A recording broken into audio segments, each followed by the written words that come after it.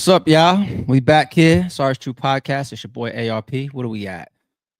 Number 428. We're moving 7 days a week. You know how it goes. Always in the mornings, live every morning, y'all. Every once in a while, some of the lives will be members only, but for the most part, we are here. Full episodes for y'all. And then I go on to put the clips up for everybody, the specific topics. I got y'all. So content all day long on the channel. Cut your subscriptions on, cut your notifications on. I see a couple of y'all early on up this early with me, man. I'll be expecting y'all at 5 a.m. And for some reason, once again, I see my chat lagging. I'm going to figure that out. I promise after this stream, I'm going to figure that out. But all right, in the midst, we got a lot going on. I got a lot to cover today. We're going to go over the full recap of the Diddy Trial, day 8. There's some more witnesses. All right, I see my chat starting to work a little bit now. The lag is crazy on my side. Good morning to everybody that's coming into the building. But yeah, there was a lot that went down day 8. Some new witnesses that took the stand, including some of his assistants, some follow-up to the prior day 7 as well, testimony. There's some evidence that was submitted once again, things that were pulled out of his cribs during the raid. But even before I get to the full recap, the male escort, the Punisher, that wrote a book, he actually did a sit-down interview after taking the stand with TMZ. We're going to take a look at that, get some reaction from there. I got another person's reaction to the case so far that has been very, very close to this Diddy trial. Somebody that we all know at this point. We got a quick Chris Brown update. What else do we have going on? Oh, yeah, Meek Mill. So Meek Mill came out to speak out on his, I guess, relationship and what he saw at some of these parties. So we're going to get into some of his tweets. But there's paperwork that's already tied to Meek Mill's name, which is one of the sources to when people start to play with him in the past, not just that pool picture. So we'll refresh that, see what's going on with Meek. What else we got going on? Tory Lanez. I want to take a look at some of the Tory Lanez updates. I see people speaking out on both sides. I see people speaking out in his defense, people also speaking out and sticking up for Meg. Like I saw SZA, she came out and she kind of stood up for Meg.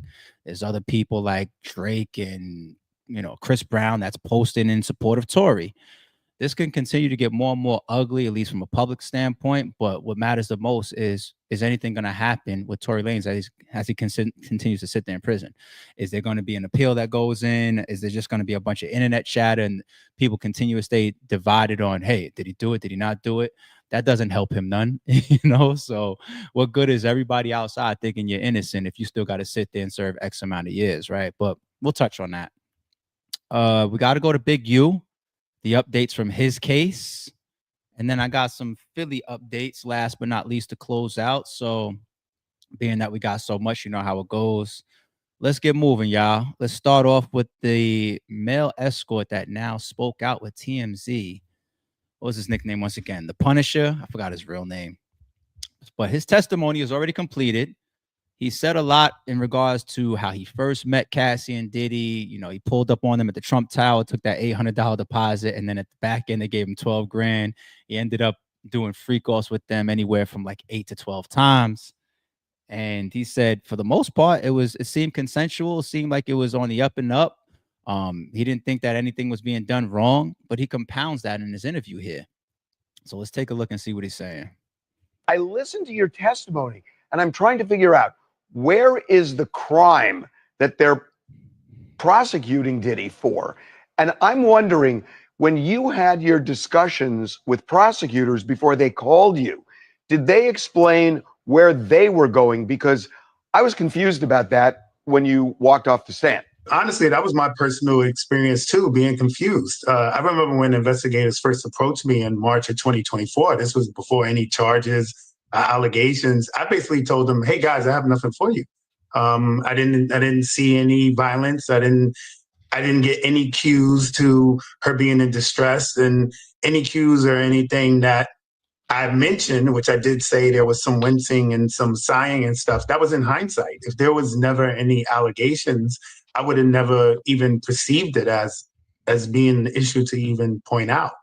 So I'm just as confused as you. I still, to this day, I'm like, I don't know why I testified. I always believe my testimony, if it was any benefit, might have benefited the defense. your initial phone call, you said, look, I don't have anything, but clearly they pressed forward. I'm sure you had several meetings, but there was never anything where they said, look, we're going to call you because we think this will connect to something else. Did they ever try to connect the dots for you? Because obviously you told them you were confused right off the bat. Yeah, I think what the problem was I kept getting passed from investigator to another investigator to ultimately when I was with the attorneys prosecuting.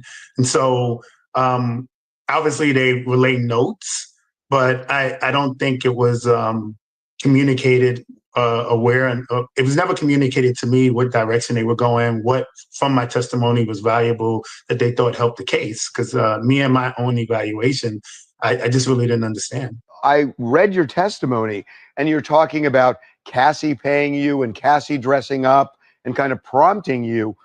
I kind of had the same feeling you did, which was that's what the defense is arguing, that this was kind of a consensual sexual liaison. And even if Diddy, and I know you did say at points that Diddy did make some payments, that she would make the initial, I guess, down payment, and then he would pay more when the encounter was over. But you weren't, to be clear, you were never transported, as the indictment has said, you weren't transported across state lines. This was all in New York, and you live in New York, correct? right? Exactly. At the time, I lived in Harlem, and all of the encounters happened in New York hotel. So again, like when this stuff started, I was like, look, there's no way I can associate with trafficking. I'm all in the same state. I thought maybe prosecutors told you something beforehand, because I was so confused when you got off the stand. I didn't realize you shared the confusion. The only thing I can assume, and this is an assumption because we didn't have the conversation, was I think they wanted to make more significance with the wincing and the sighing and the frustration. But even if I'm being honest, if in the moment I did not associate that stuff with her being in distress to doing anything against her will.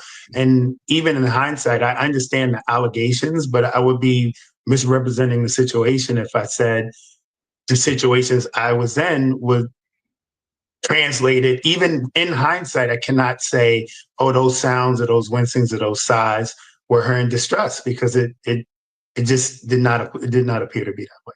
I listened to your testimony and I'm trying to figure out. Wincing and sighs is part of sex. Like, what the fuck? like what are we doing here? So let's drop this off for a second. In the background, I just wanted to go and Google sex trafficking by definition legally, right?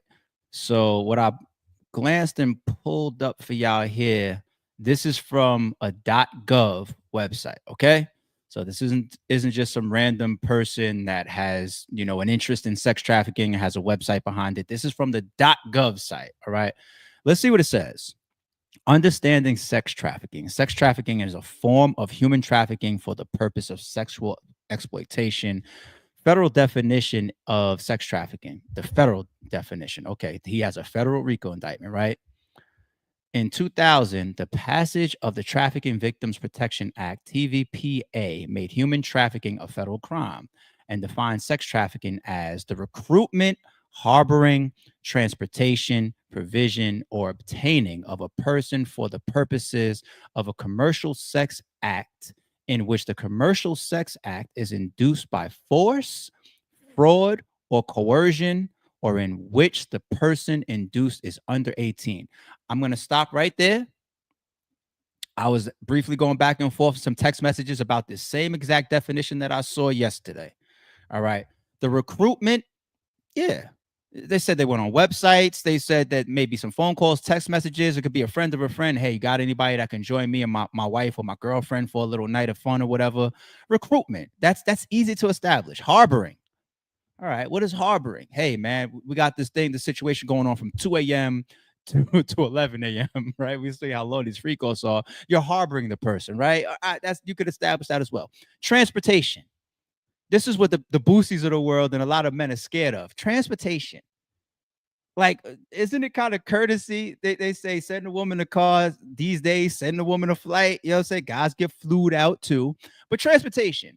So if you fly somewhere, you're crossing state lines, are they going to say that that's federal, you're trafficking because you went from state to state and all this type of stuff?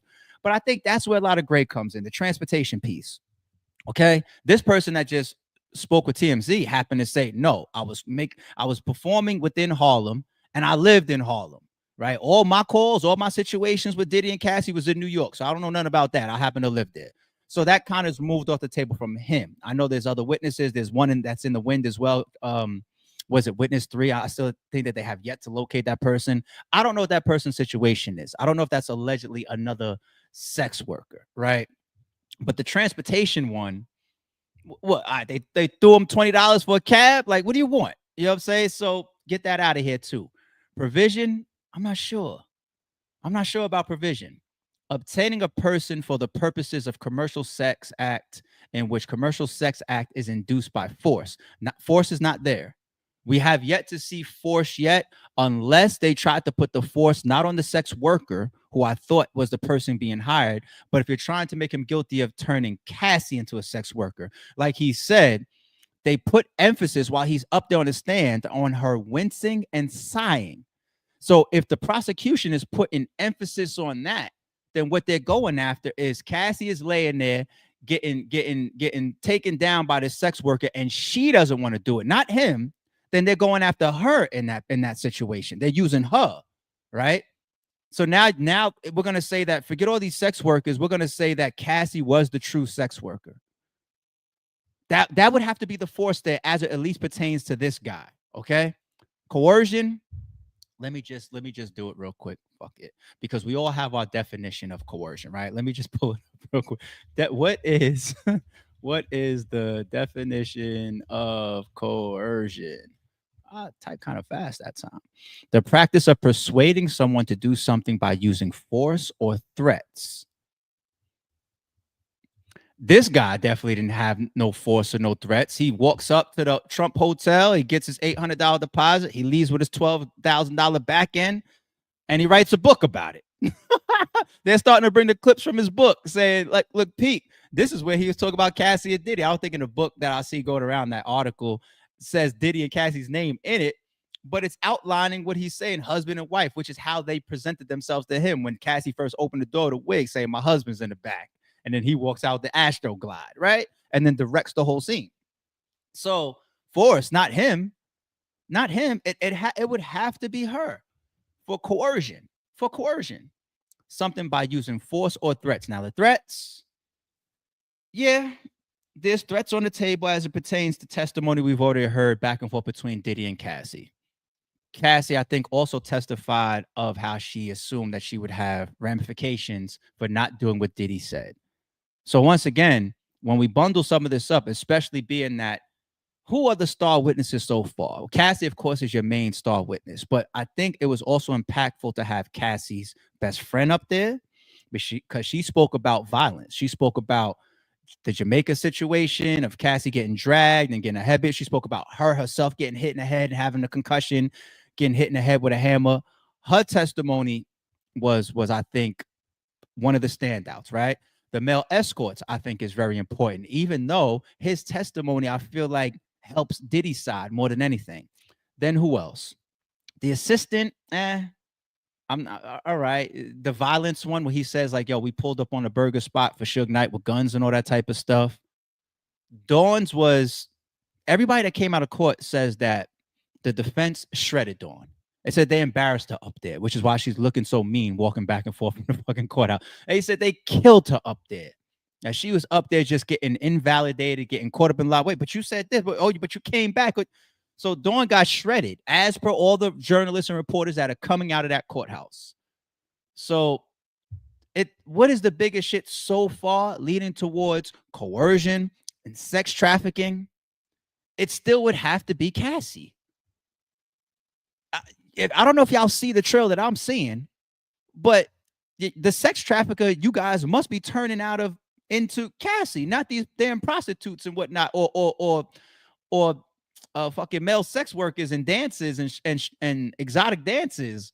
It's gonna end up being that you use their testimony to say that Cassie was the sex worker, and Cassie cannot be called back. Sometimes you can call witnesses back. Cassie was deemed one of the witnesses that would never be called back. That's it. She's done. All right, so there goes your sex trafficking and your coercion. But all right, let's continue.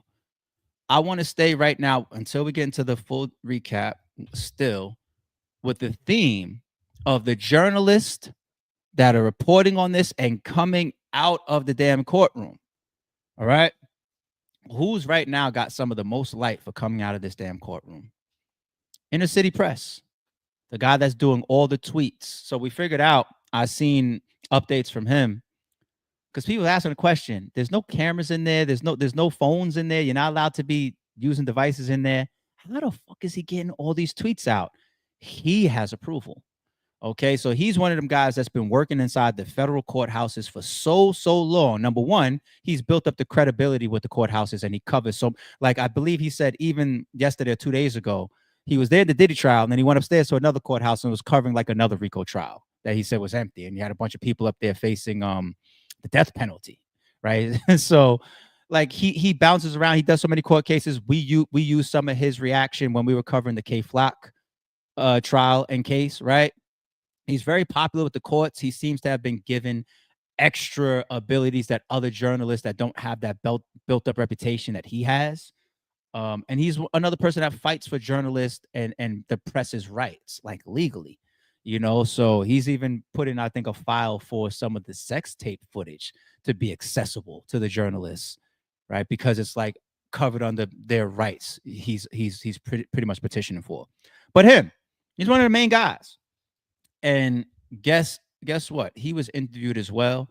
Let's see what his position is so far on Diddy's accusations and his charges. So I was waiting for the testimony of those who worked with Sean Combs. If you're going to be talking about a criminal enterprise, if you're going to be talking about him using his businesses and his resources and those who worked around him to further criminal activities, you got to have those people testify. And I think that's going to be what we see moving forward. What did you take away so far from his testimony? Because, you know, again, to have that inner circle is very interesting.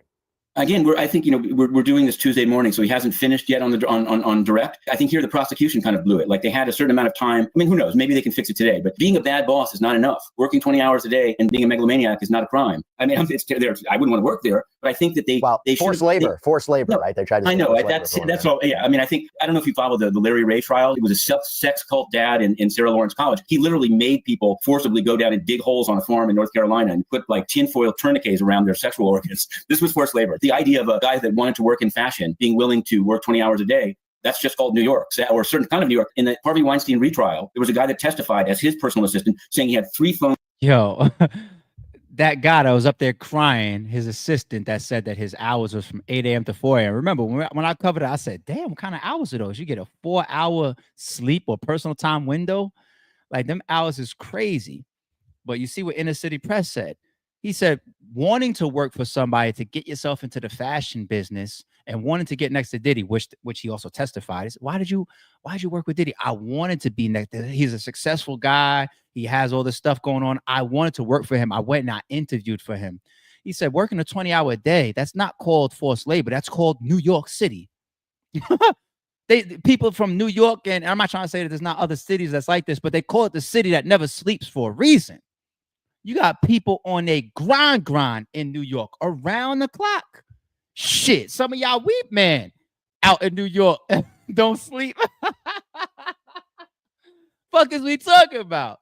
And so it adds like different perspectives and context towards some of these people's testimony. You know, you can't just look at it and say, we're reading the recap on a Sorry Shoe podcast. It says his work hours were from 8 a.m. to 4 a.m. When I read that, I go, damn, what the fuck? Yeah, I guess typical people used to hear 9 to 5, 8 to 4, some shit like that, with a lunch hour break, an hour lunch break. Typical corporate America shit, right? So you hear 8 to 4 a.m. It's like, what? But what's coming with that? Are you sleeping on the premises? Are you involved in all these lavish vacations? Are you getting paid? God knows how. Like I kept saying, I want to know how much some of these people are being paid.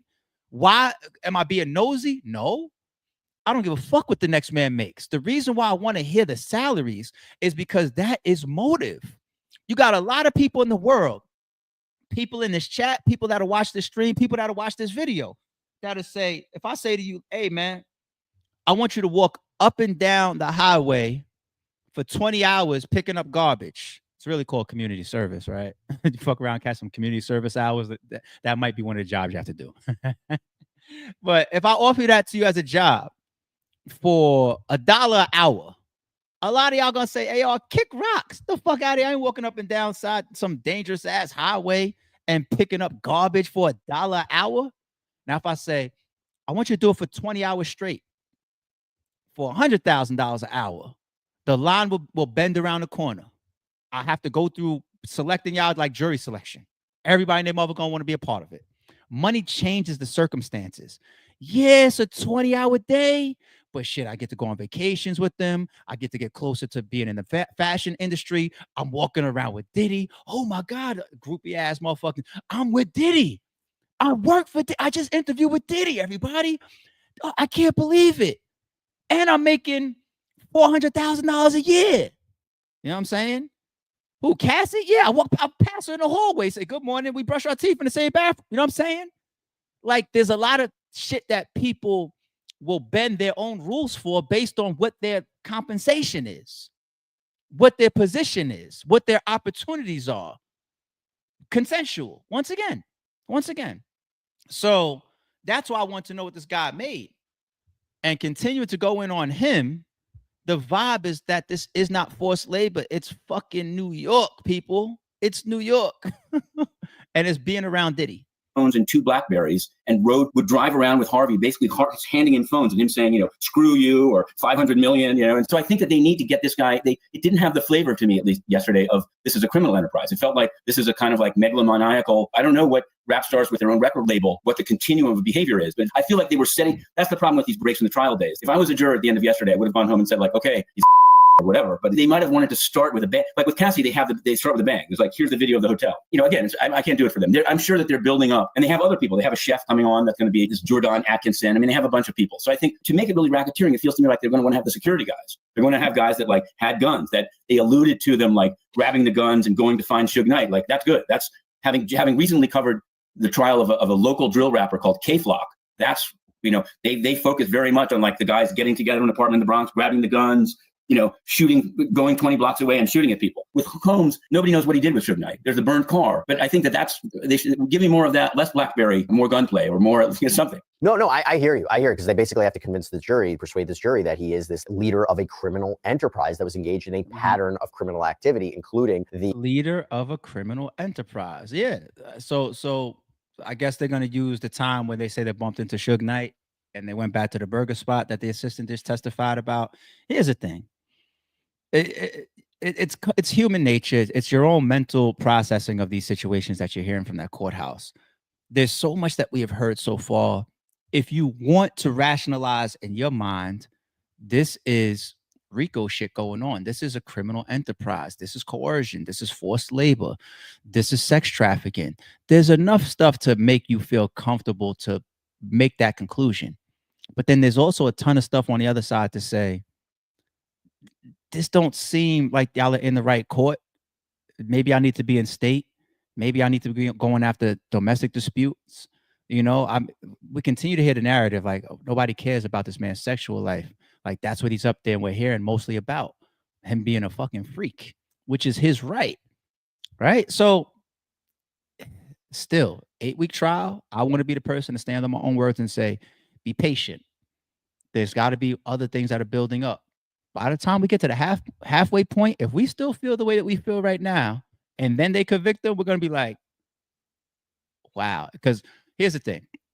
I said a million times, I think, in my personal opinion, I think Diddy's a piece of shit. I don't like him as a man. I don't fuck with him as a man. I would never want to be around him. I would never want to work for him. I would never want to shake his hand. I would never want to meet him. Nothing. I don't fuck with him as a man and as a person. That does not mean that I can't step outside my personal misalignment with somebody and say guilty, not guilty. That's my humane side. That's what I'm supposed to be. That's my responsibility as a human being. Why? Because what if I'm in those shoes? I hate the way ARP ran RBE. Then I catch some charge where I'm actually innocent. And you find yourself convicting me because you hate me for some other shit. You can't convict me. You can't convict Diddy because you don't like how he runs his life or his circle or what he does in his bedroom. I don't fuck with the man, but I got to stay fair. I don't know so far. All right. So that's the male escort coming out and doing an interview with TMZ. That's us getting into coercion once again, by definition, sex trafficking again, by definition, and bringing up one of the most focused in on people coming out of that courthouse every day, inner city press. And what does he say? Like, I ain't convinced so far. If he's feeling that way, one of the most experienced people in that courthouse that walks out of a lot of people that's there right now, you see people there for their own moment. Some people is there for clout, right? Some people is there for their own moment. You know, this is a opportunity for them to get on or get seen or maybe bring some traction to what they got going on. Can't be mad at them. The grind is a grind. That's a time to go cover a court case. Diddy's trial, right? In a city circle press, if you go look at his Twitter, in one day you see multiple cases getting covered. Once again, he explained, I walk out the Diddy trial while they're on break, and then I walk upstairs to this other courtroom, and now I start covering this other case. It's one of the most experienced people in covering this shit in New York at that. And that's his sentiment. Okay.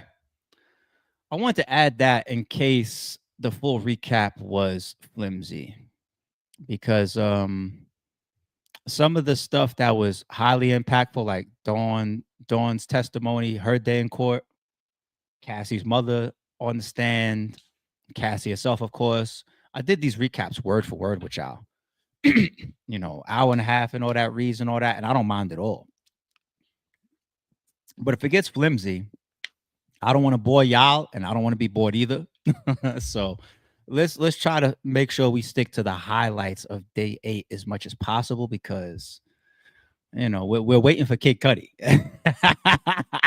You know, so I want to bore y'all. I want to do my best to try to keep it as balanced as possible.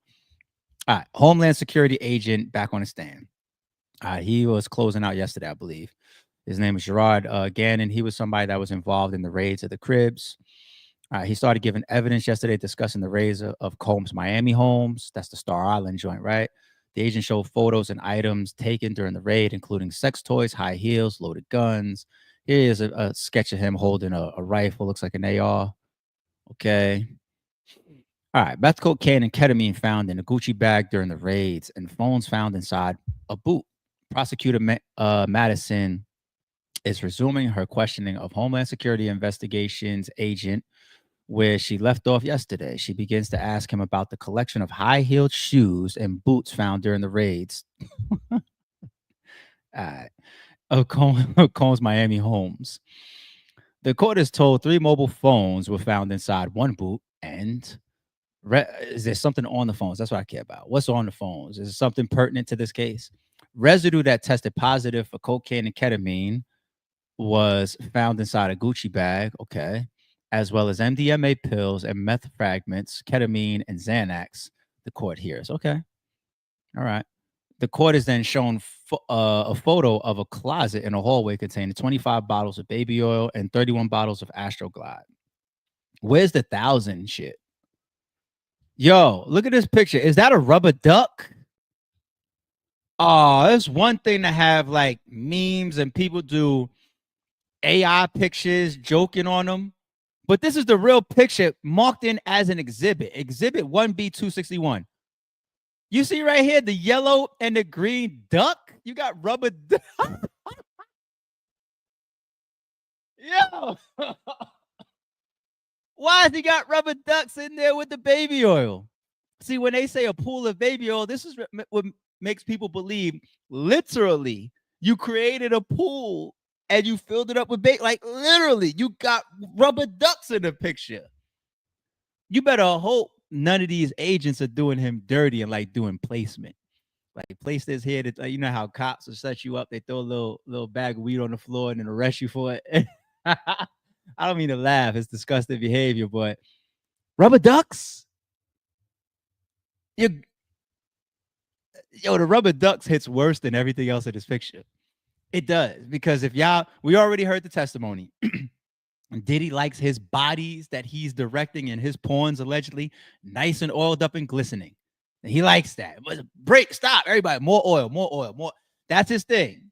As per the testimony, I believe, of the male sex worker, right? Astroglide, dude testified that Diddy uses it. He walked out with the Astroglide. He sat in the corner. He directed him, use it to masturbate. All right. So we understand the Astroglide and the baby oil. Why the fuck are there rubber ducks? Them two shits in there, they scare me a little bit. Them's two is worse than all of the oil in this picture. What's this right here? This little pussycat shit. There's a little separate spray bottle right here. Why the fuck are there rubber ducks, B? What is this? Nitrous oxide. Food grade nitrous oxide. What's this on the side? Some Euro gas or something? What's this? Nitrous oxide food grade? Instructions for use. Screw the pressure regulator on the gas cylinder by hand before the before what? Before use. Always read the instruction manual filled with nitrous oxide. Are these blow-up dolls or some shit? No, but it says food grade. Euro gas. What the fuck is this box? What the fuck is that? I mean, we heard recently of Kanye trying to sue his dentist for getting hooked on laughing gas and shit, right? What the fuck is this Euro gas thing? They got like a model number here. Part of me wants to Google this shit. UN 1070. I might be scared of what I'm going to see. Or E9429. I might be scared to actually see what the fuck that is. I'm going to leave it at the picture. Fuck it. All right. Male escort Sheree Hayes, that's the Punisher guy that we played earlier on, has previously testified that the baby oil was used during sexual encounters with the rubber ducks is crazy. Edward Coles and his ex-girlfriend Cassie. A photo of a handgun was found in a red suitcase in a guard shack area at Cole's Miami home. Is also shown. Homeland Security agent Gerard Gannon shows the gun to the court and also describes finding a box of 41 bullets. Okay, bullets. So there's some heavy shells, man. That is not 9mm. I look like 40, 45. I ain't 50, but some heavy. What's this? Witness P45 auto. Yeah, I got it. P40. Yeah, 45 caliber. Yeah, because they look heavy. They don't look small at all. They don't look small at all. All right. Defense team begin cross-examination. Not like that matters, people. All right. I don't want to come off like, oh, what caliber is the bullets? It's dramatic, right? Caliber of bullets, man, is a self-preference thing. Okay. Depending on why you have what you have or why you carry what you carry, people have their own beliefs. 9mm is the most readily available, right? It's what you could find the easiest on the shelves. Do the police still carry 9mm? I'm not sure. Do New York police still carry 9mm? So the stopping power of 9mm is always that middle grounds, okay? Larger capacity, with smaller carrying handguns, but people let me think about people that's like walking around in the woods and shit. Like if you live in bear country and you gotta have like a 44 Magnum on your hip or a 50 caliber on your hip, like a Glock 10. Glock 20, which is 10mm. So when you start talking about like 10mm rounds, 50 caliber rounds, 45 caliber rounds, 40 caliber rounds, that's a much heavier stopping power level of ammunition. Okay. And some people want to see the threat not run around for fucking with their adrenaline rushing for another 5 minutes after they've been hit. They want to see you like the movies. They want the hitch and they want to see you fly against the wall or some shit. You know what I'm saying? So heavier rounds is very common, man. Somebody decides that what they want in their home or on their hip is 45. Don't jump through a fucking roof. Guns is guns. All right. People die from 22. It is what it is.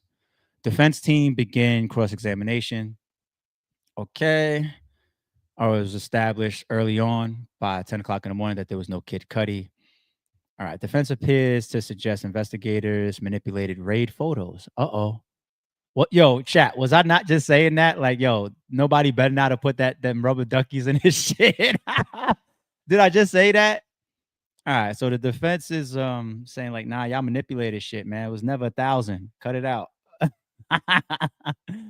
Homeland Security Investigations agent Gerard Gannon tells the court he knew Combs would not be home when they raided property. Defense lawyer Tenny Garagos initially said Combs was leaving the country with his 3 daughters, but the prosecution raided an objection. Okay, then Gannon describes an armored vehicle. All right, this is how they hit the crib. Garagos turns to guns found in the property, asks Gannon to confirm receiver was wrapped in tape and inoperable. So the receiver, that he must be talking about the AR style rifle that has a lot of people just call uppers and lowers, right? The upper has like the rails, has like think about like the chamber. The lower, think about like the trigger, the handle, etc. That's why guns like AR-6, AR-15, 16s, these rifles, some of them they get called Frankensteins, right? Because of how much people customize them. I want this upper with this lower. I want this receiver with the, you see what I'm saying? Opposed to like, let's say a handgun, like a Glock, like a well-known handgun. You don't see that getting Frankenstein.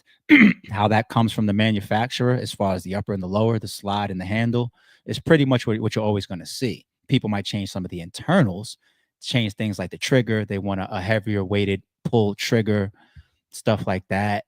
People, some of you crazy motherfuckers add switches to them, get your ass in trouble for that. So there'd be like additions, red dots, scopes, lights, things like that.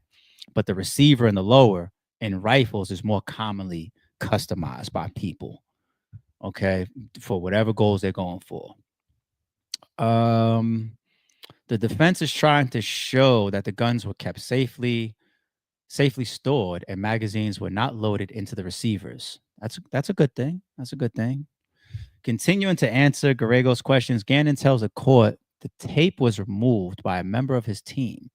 Garagos is suggesting the investigators that raided the home manipulated what they found for the photos and arranged them in a way to look nefarious. Okay. Did you ever do fingerprint analysis on these firearms? Asked Garagos. No, says Garagos. So defense is already trying to say, I bet you if we would have did fingerprint analysis, we wouldn't only find Combs, if his at all. We might find a security. We might find his. We might find y'all's, nigga. Did y'all take these pictures in certain orders and sequence? The defense is doing what they got to do at this point. I'm still not seeing any Brian Steele. We all want to see Brian Steele right after the YSL shit. It's like we're waiting for one of these star guys to come out in a movie. I'm not seeing any cross or any lawyering up there by Brian Steele. All right, forensic psychologist now giving evidence. All right, so let's make sure we close this out. Yeah, we did. All right, I'll close that out. All right. Dr. Dawn Hughes, a clinical and forensic psychologist, is now giving evidence. Earlier, the judge told the court that Dr. Hughes has not reviewed the evidence in this case and will not talk about its specifics or Cassie Ventura specifically. Hughes also cannot testify about certain topics, including the idea of coercive control or speak about the credibility of the accusers in the case, the court was told. Okay. Instead, she will differentiate and explain different types of abuse according. Okay. Psychological stuff. Okay. We're going mental now. Not necessarily pictures or physical, or we're going mental. This is Dr. Hughes up there. So the prosecution is bringing her, I believe. Okay. Combs passes a note to lawyer as trauma expert is introduced. He's on her heels. Okay. She talks about her training. Okay. Hughes now works at a private clinical practice. Okay. During her introduction, a sidebar with the judge, Combs passes a note. Okay. Trauma expert explains why victims stay in abusive relationships. Oh, I need to see this.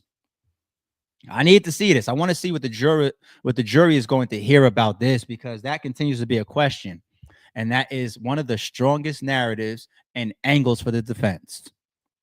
The fact that a lot of these people were there on their own will. Consensual. So now you got this psychologist comes up and she's going to break down why people stay in abusive relationships. I thought we already had that answer. We saw the scene in the kitchen with Jay Lopez in the movie Enough, right? We already had that. We already know the reason why people stay.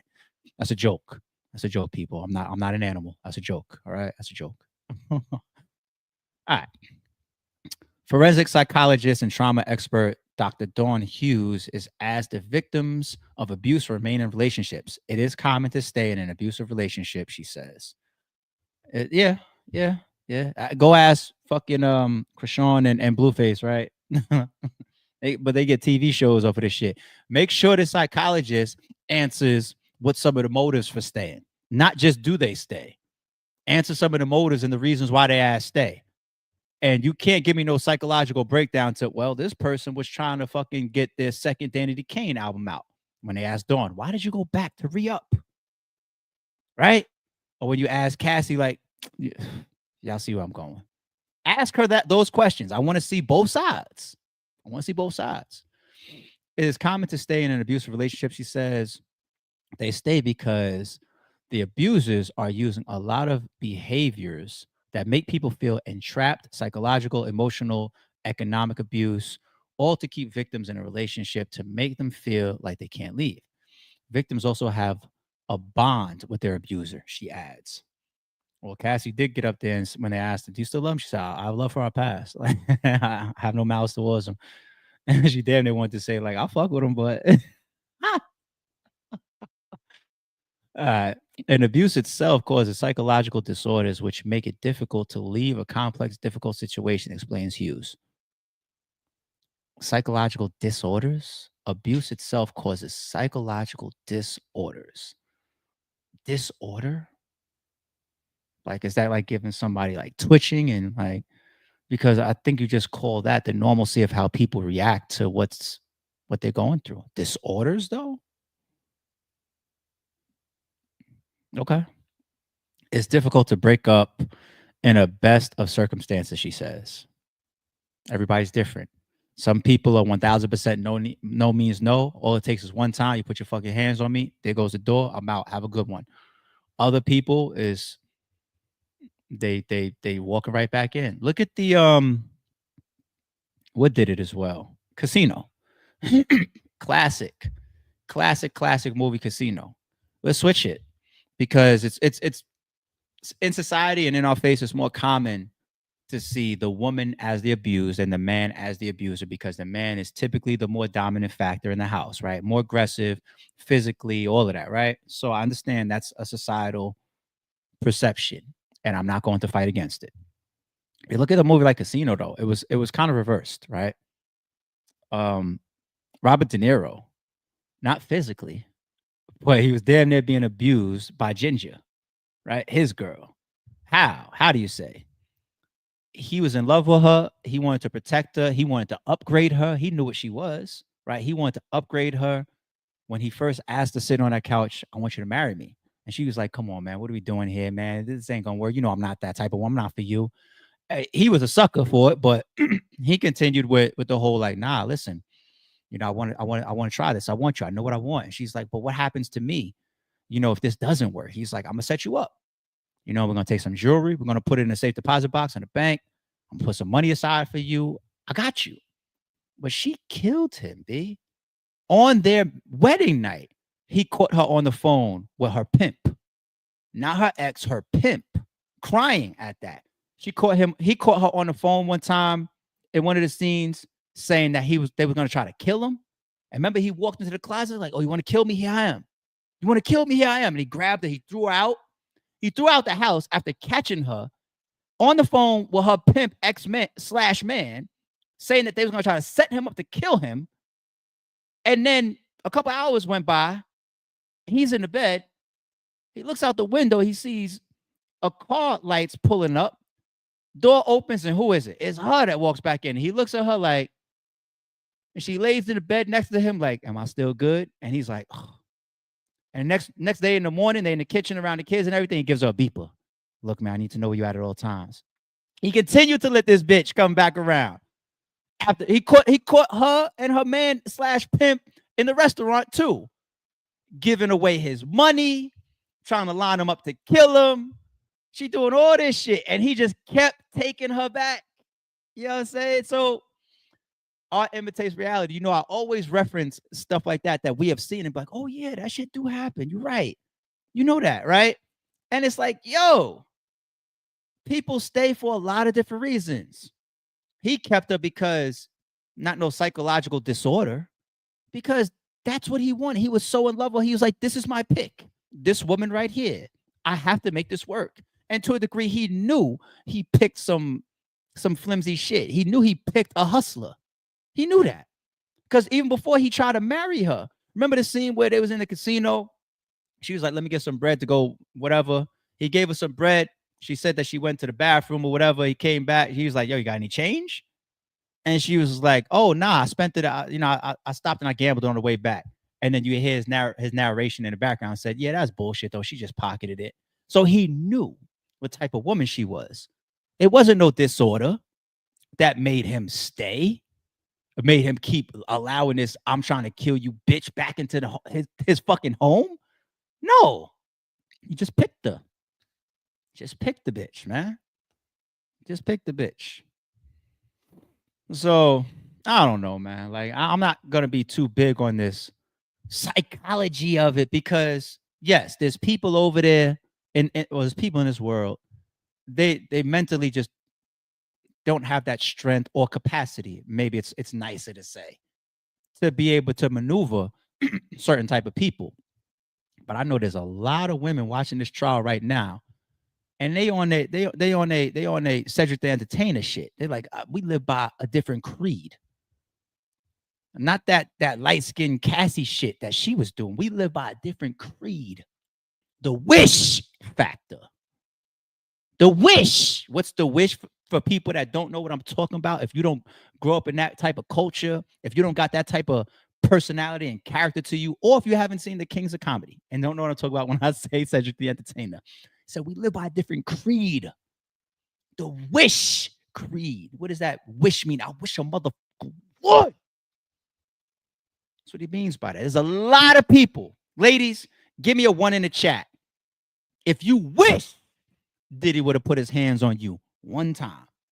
Ladies in the chat, if you know what I'm talking about, if you live by the wish creed, ladies in the chat, give me a 1 in the chat if you wish Diddy would have put his fucking hands on you one time, slapped you one time, bust your eye open one time, hit you with a skillet one time, dragged you one time, mushed you to a brick wall one time. I'll say allegedly for all this shit. One time is what he would have had. Wish. Would never got to no situations of him having to force you and your mother to take out a $20,000 loan on your crib and pay him back and all this type of shit. Got so many women. I'm holding y'all ladies down. I think there's a lot of strong women out there, right? Y'all gonna, I don't give a fuck how much money you got. I don't give a fuck how much you're gonna stop my career. I wish you would play with me a certain way.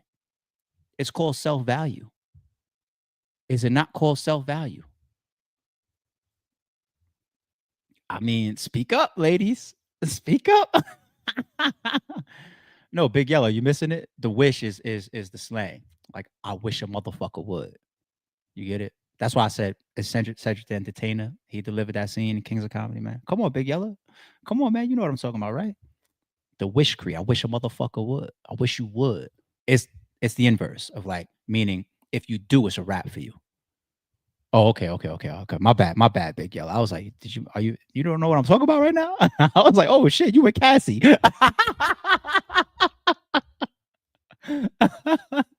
Chill out, Ray J.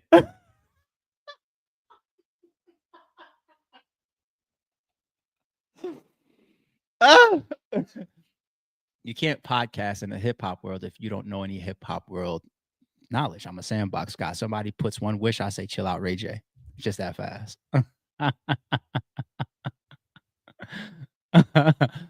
Yeah, that's very, very true, Jay. If anybody's listening on Spotify, when I say Jay, people tend to think I'm talking to our moderator and member Jay. This is a different Jay from the chat. Appreciate you. Love says, everyone doesn't know their worth. Yes, that is true. We're in a little intermission / rant right now together. Very, very true. Some people go through life and they never learn what their worth is. Sometimes you have to be taught it. Sometimes you realize it based on what you bring to the table in certain scenarios. If you have a certain level, I don't want to say good or bad, right? Because you got some good parents that just parent different. But there's a certain context of parenting. Abby, I'm on the way. There's a certain context of parenting that makes people understand in so many ways what their worth is from a child. Okay. Um, a man, a father wants to teach his son not to let nobody put no hands on him. Defend yourself. Stick up. That's a self-worth thing. Not the kid that walks down the hallway getting slapped and just walking down it like boom, boom. You know, it's self-worth ties into protecting your physical as well, not just your mental, right? Self-worth is it needs to come into play with what you do for a living.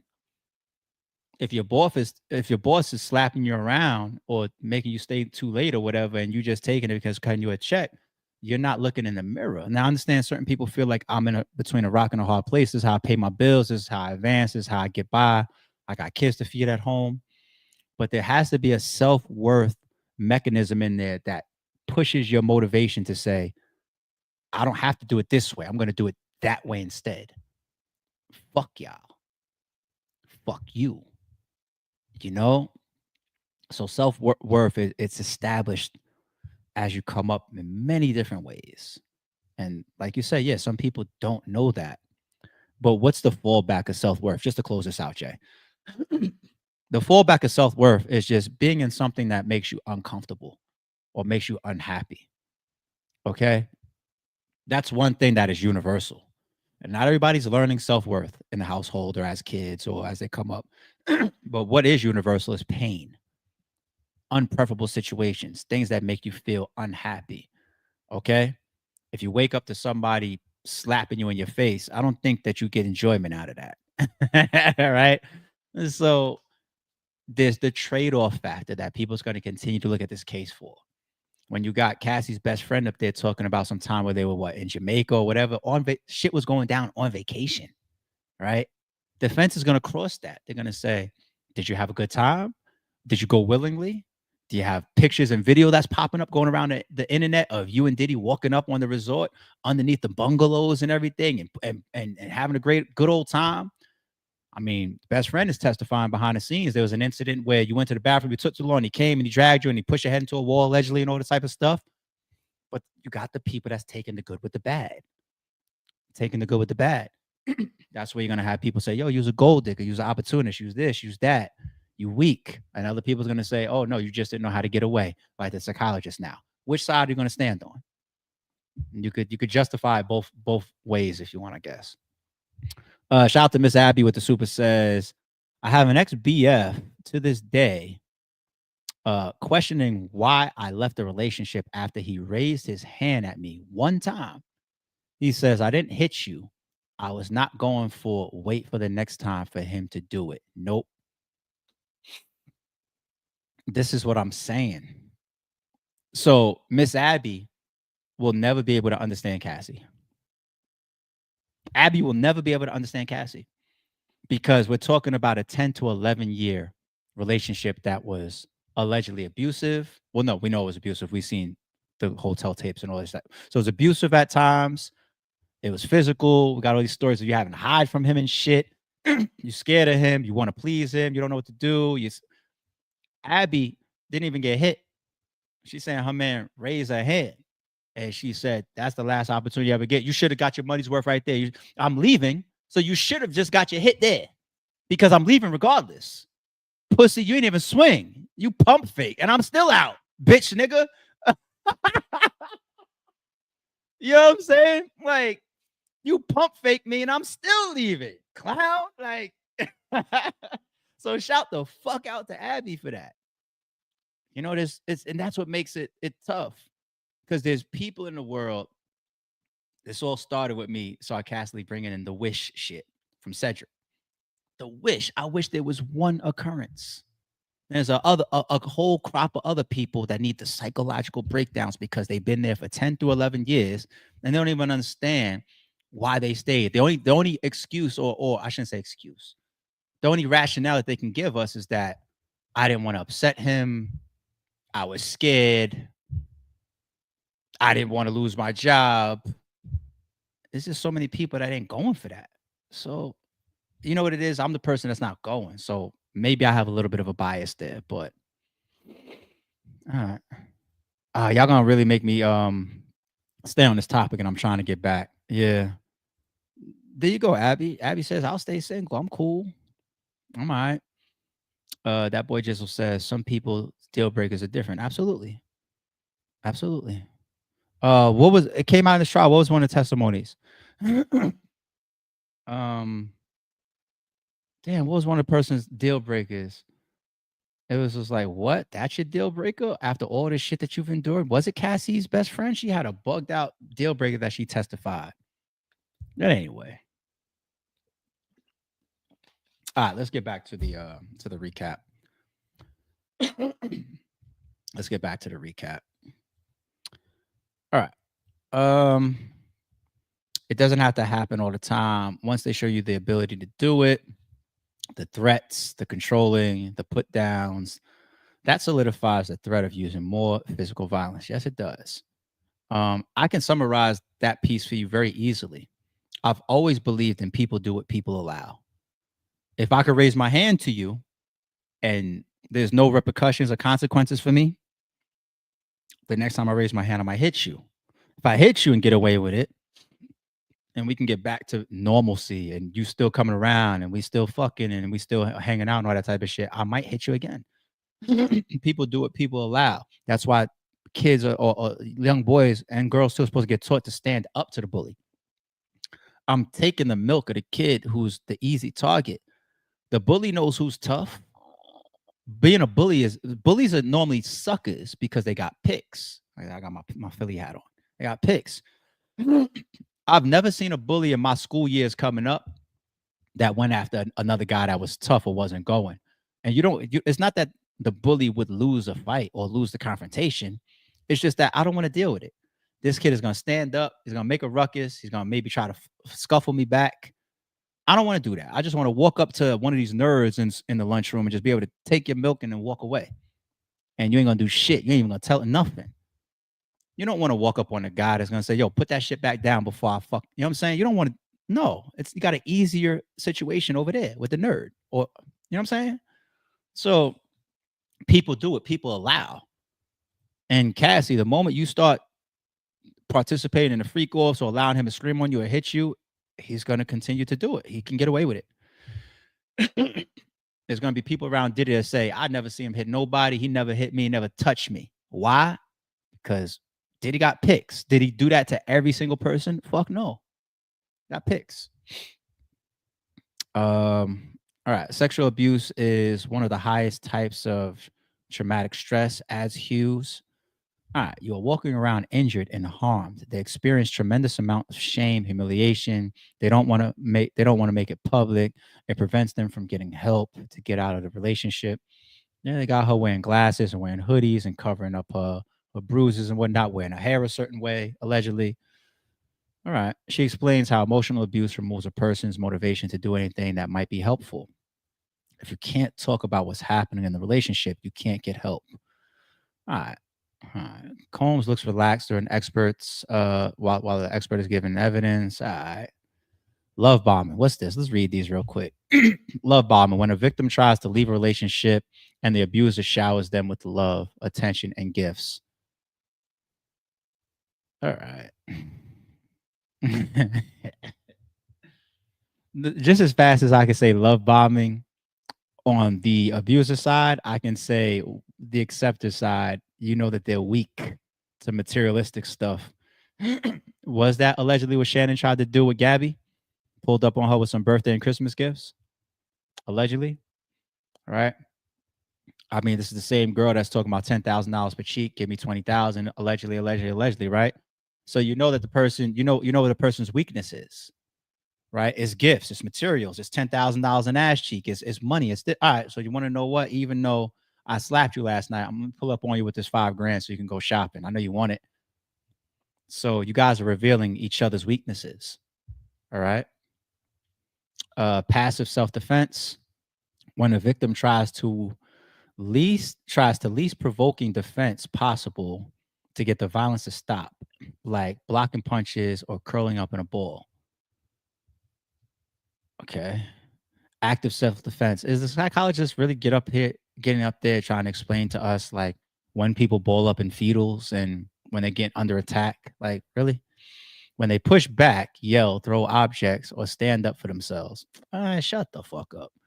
I mean, it's all true. Like, this happened, but it could happen to fucking Floyd Mayweather. Like, if 20 people run down on Floyd Mayweather right now and catch him in the corner and start stomping him out, he's gonna be in a fetal. Like, hey, come on, man.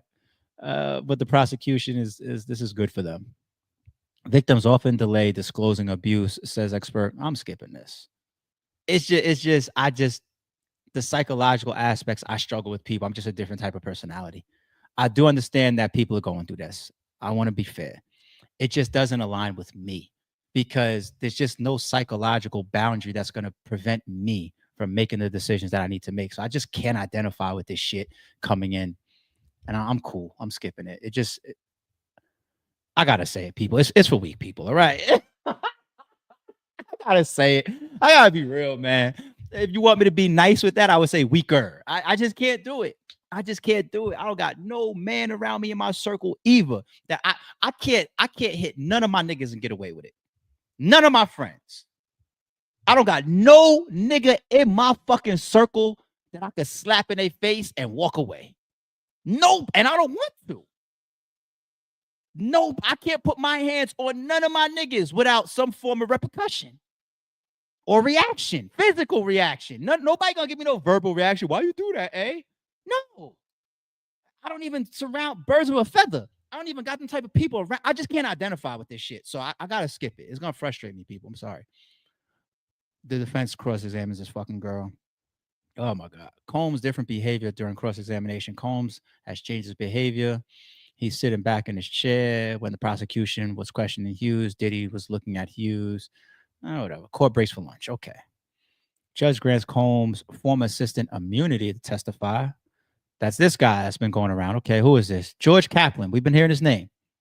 All right. George Kaplan has been given immunity. So if he says something that's incriminating, he ain't going to get in trouble for it. All right. It was agreed in court earlier that George Kaplan will testify with a grant of immunity. Kaplan is a former assistant of Combs. During the lunch break, he entered the court and said he was there after receiving a subpoena. So this is another person that may not want to be there, just like the male sex worker Hayes, aka Punisher. Subpoenas. There were initially concerns he would use the Fifth Amendment of the U.S. Constitution to avoid testifying. Instead, he said, I'll take that immunity, though. Or they offered it to him, one or the other. He will now testify. Okay. All right. Defense focuses on general nature of experts' testimony. Defense attorney Jonathan Botch is back cross-examining trauma expert. I don't care about this trauma expert shit. I'm sorry. I was not asked to do that. She replied, "Now I'm off her. Let's get to this assistant." Cross-examination focuses on memories and reasons for taking legal action. Under cross-examination by Combs' defense, Dr. Now I'm cool on this doctor chick. I'm sorry, people. I'm sorry. Jury sent to break room. 2015 webinar discussed in court. Where's the guy that got immunity? The prosecution argues in the webinar. Okay. Several objections are made of the line of question. Okay. Former Combs assistant takes a stand. Here we go. George Kaplan. That's what I want. That's what I want to get to. I'm good on this psychological reason why somebody would curl up in a fetal position because they get stomped the fuck out. Bitch, like, the fuck?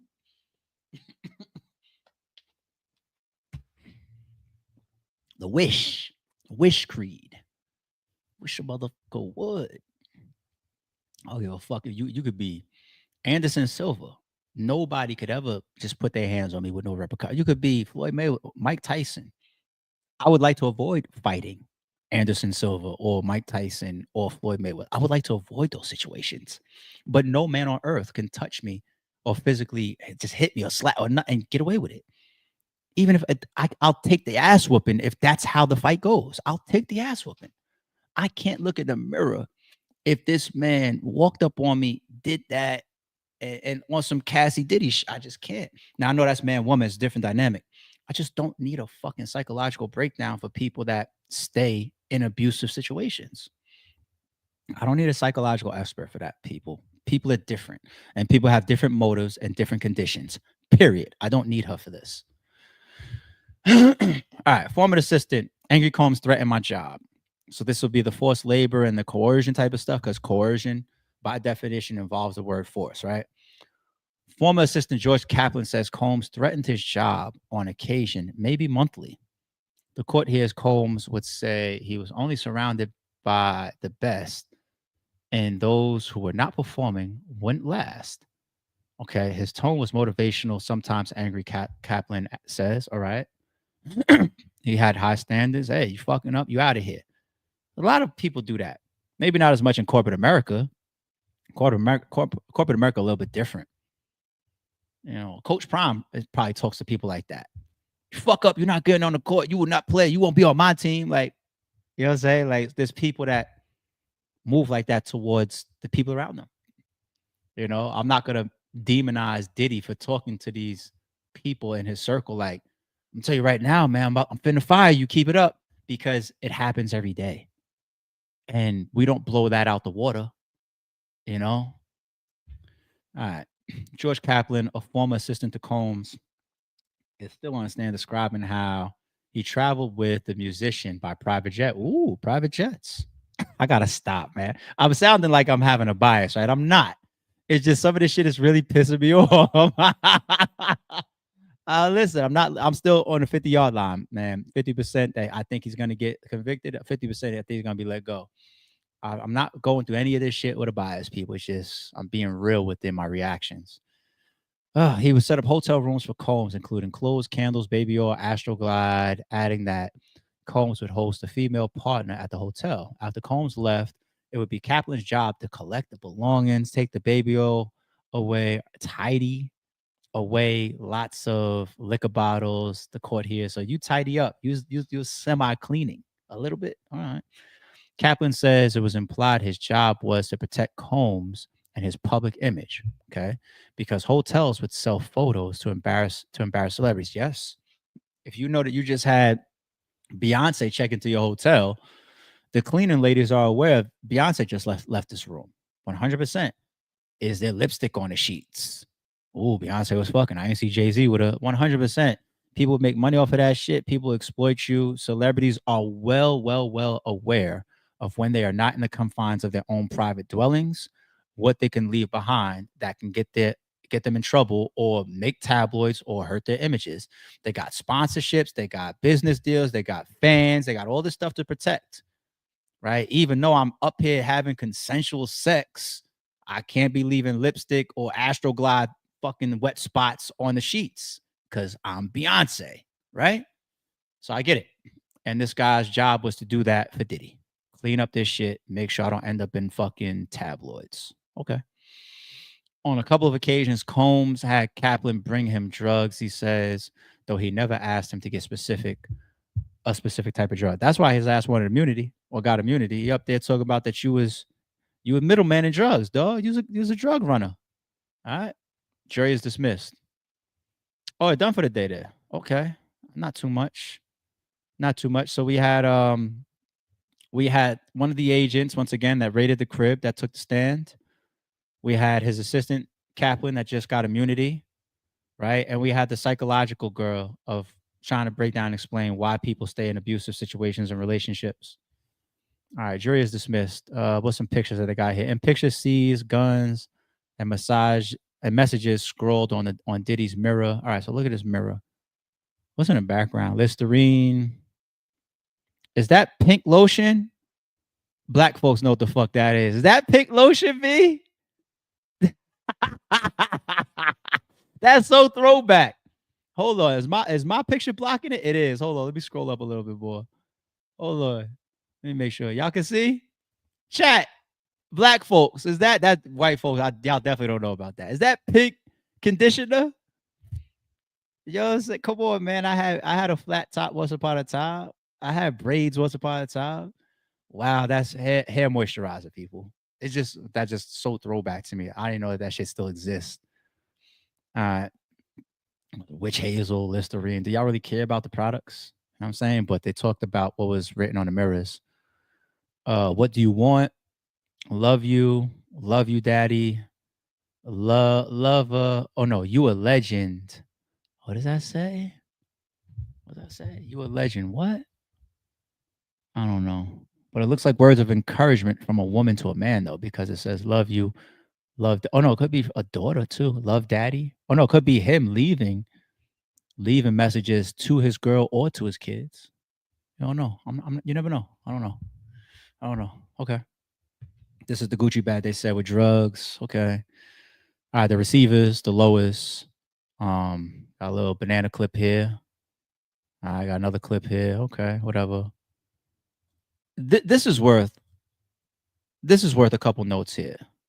So I went on a rant yesterday about scratch cereals. Now, this looks like a redacted line on the picture evidence, which would mean that there's possibly a cereal here and they covered the cereal because they don't want us internet goons, some of you crazy people on the web, taking this cereal and going to track it down and then going outside of a gun store and, hey, your gun is in, stupid shit. People are crazy on the internet.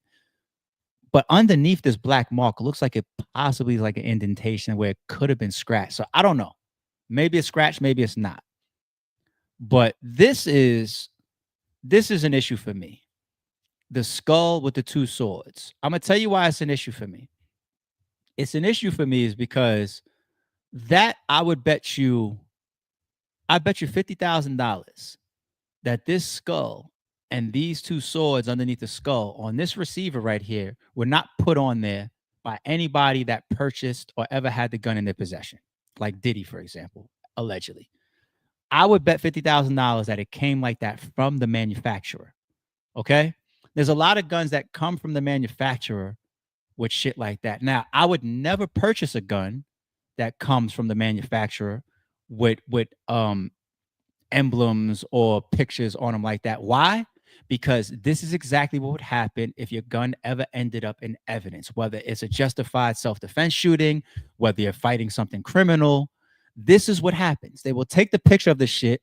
They'll put it in front of a billion people that have no knowledge about guns, gun manufacturers, or gun ownership. And people will say, oh, Diddy's gun got a skull on it. Yeah, you're a killer. That's what'll happen. So a lesson here for all you gun owners is leave your guns as stock as possible, right? Even the American flag, hear me out. You got people that are so into, their First and Second and Third Amendments and rights and all the type of stuff.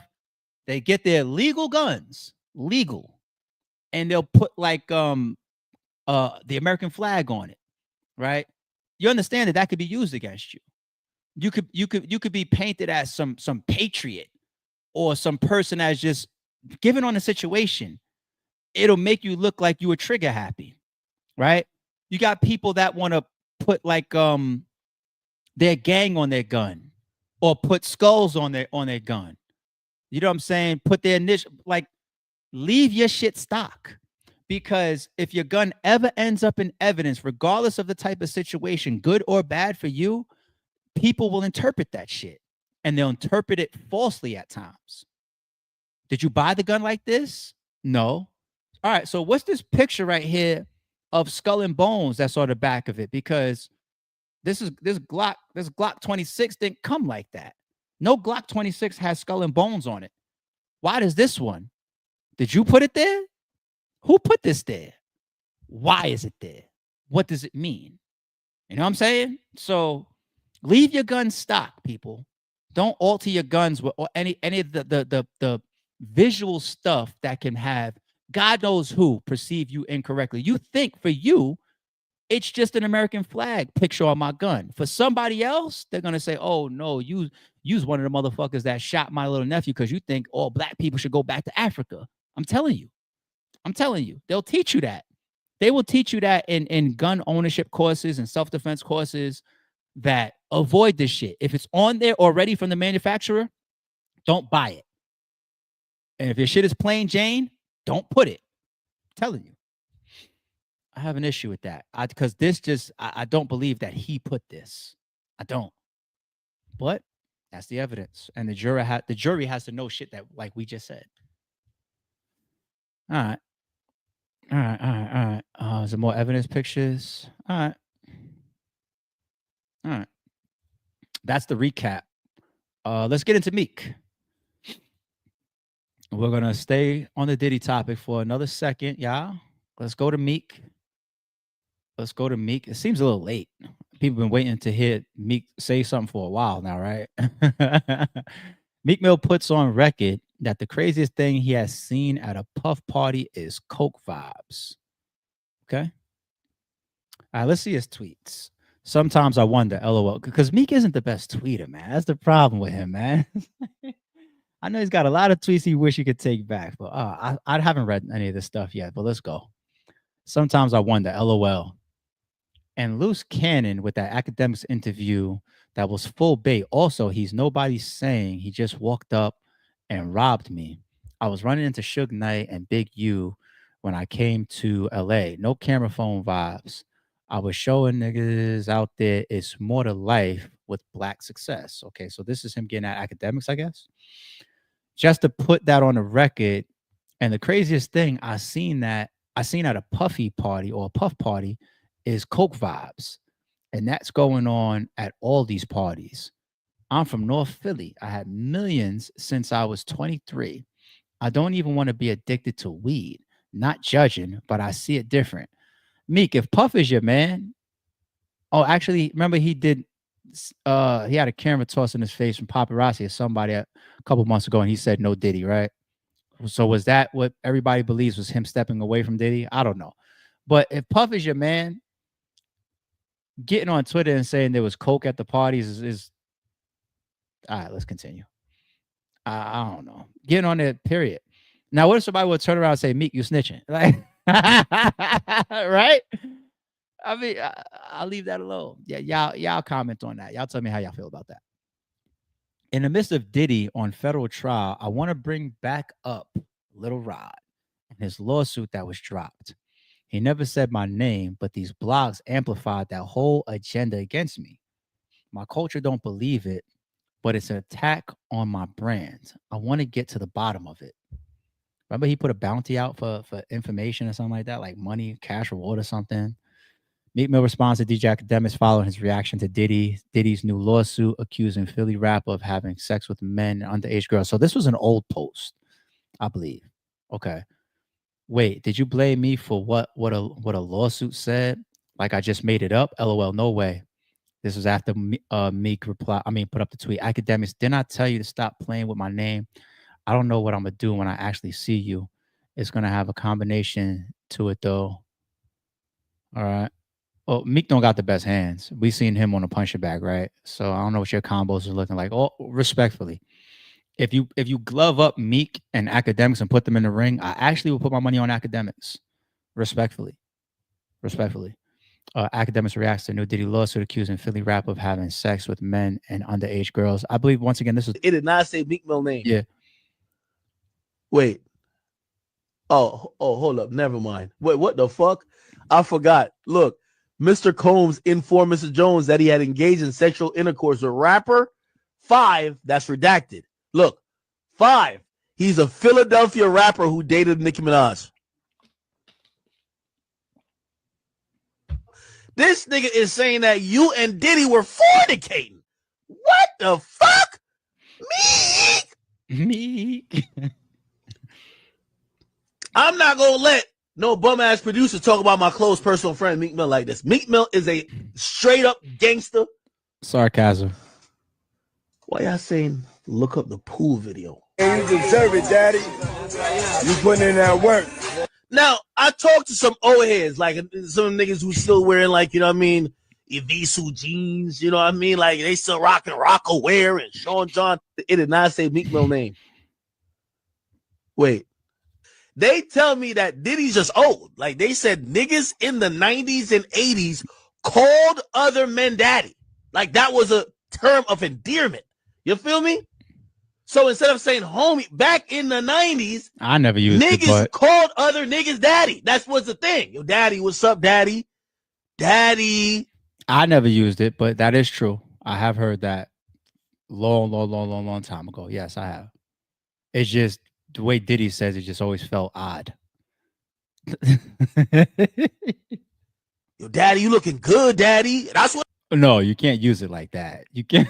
You can't, my daddy, you looking good. You know what I'm saying? Like when I heard it and when it was a thing in the past, like let's say one man walks up to the other man, like, "It was good, daddy." Like that. All right. I tried to strengthen it up as much as possible. I don't think it's I'll be honest. Revelation for y'all.